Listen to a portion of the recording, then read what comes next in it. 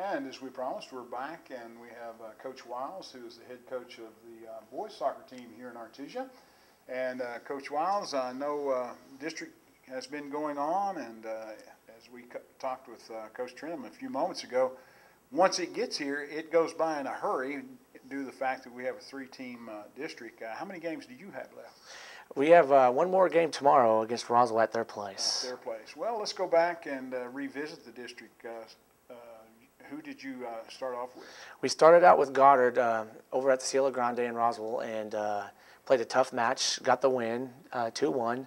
Had some other opportunities, some missed opportunities, a chance to go up even more, but we still got the win, so it was a good win for us to start district. Well, how is our teams in district? Are they fairly well matched? Are all the scores fairly low? You know, some of the scores have been up a little high, but they're always close. Our district is tough, and I think across the board in our district and other districts, we're one of the toughest out there. You know, Roswell's top 4 team, top 3. Goddard's been in the top 10, and so have we. We've been top 10 all year. So, you know, you're looking at state, and they take 12. You almost got to put all 3 teams at state. Well, that first ball game, you won over Goddard by a score of 2-1. Do you recall who scored for you? Yeah, that game, I believe we had D'Angelo and I think Henry got a goal. So, and two guys that either score or contribute to other players. So Henry's good at contributing to, you know, assisting other players, and he also got him a goal in the early second half. So. Now, are they defensive players primarily or offensive players? D'Angelo plays up in our front. He's offense. And then Henry plays in our midfield, right wing usually. So he's playing defense and offense, helping on both ends. And with the score only 1 for the Goddard Rockets, who you got playing in goal? We've got, you know, we got Roswell, and then, you know, we're who is your goalkeeper? Our goalkeeper, yeah, we've got Blake Milligan in the goal, and does quite well, actually. He's one of the better goalkeepers in the district. I think he's up there in the state. You know, gets a lot of minutes, gets a lot of saves, and just does really well for us. Now, is he an underclassman? No, actually, he's one of our seniors, so we're going to miss him next year, but we've got some other guys coming up, I think, that will do just fine. Okay, so you went to Roswell and defeated Goddard, and then I suppose you came back home to play Roswell High. We played Roswell High. It was a very tight game, and I told the boys, you know, it's going to be who made the first mistake might, you know, end up getting the goal. And, you know, we played really tough, both teams. Roswell scored in the last 5 minutes of the game. We made one defensive mistake, and that's pretty much what happened. You know, it was one mistake, and I knew it was going to happen. Whichever team made it was going to just be known, you know, so. So it was a 1-0 game? It was a 1-0, yes.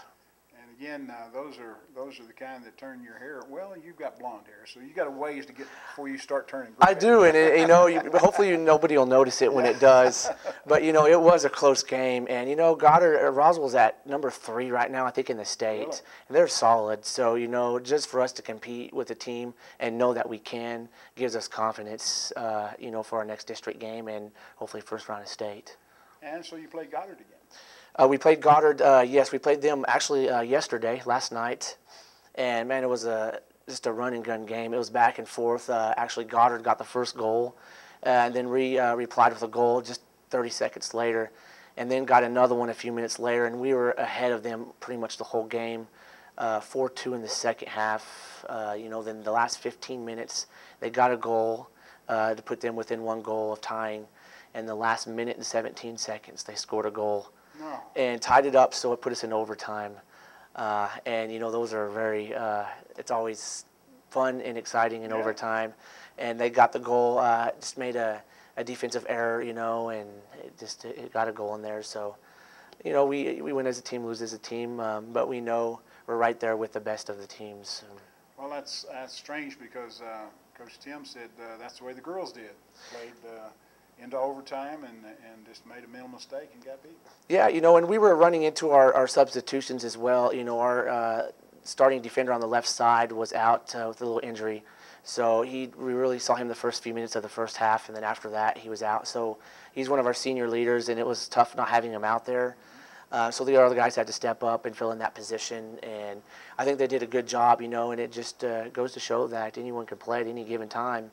And I think those guys are ready to step up and play. So that's great. So you have the one game left, and that's with Roswell High, and it's here.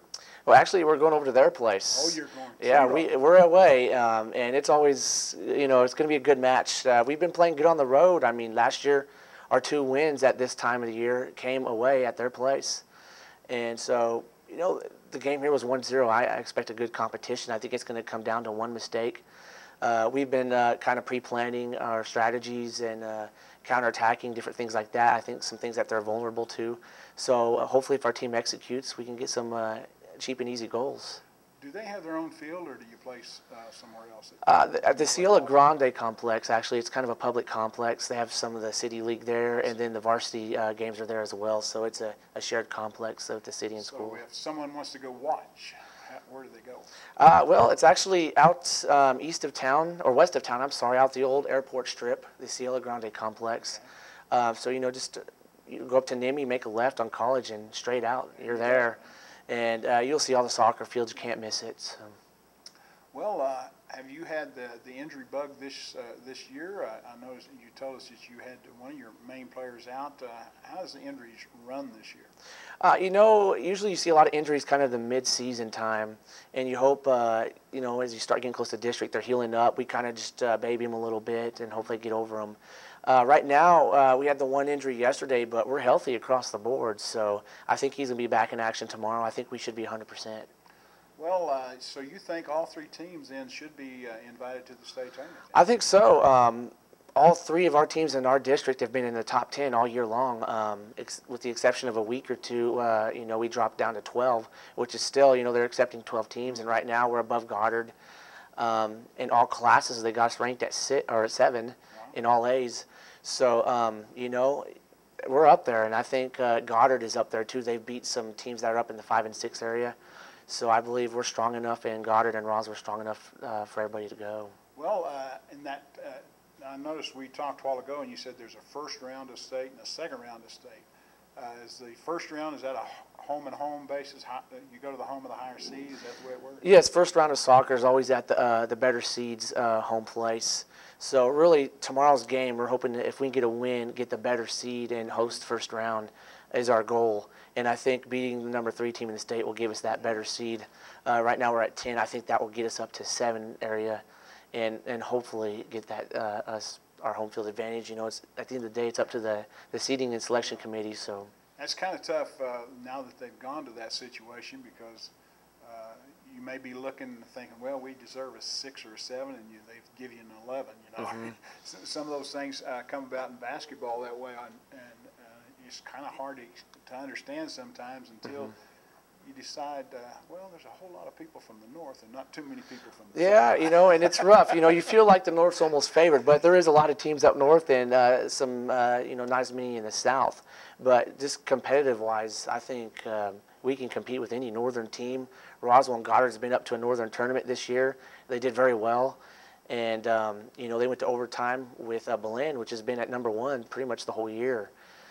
So I really believe that our 3 teams should go.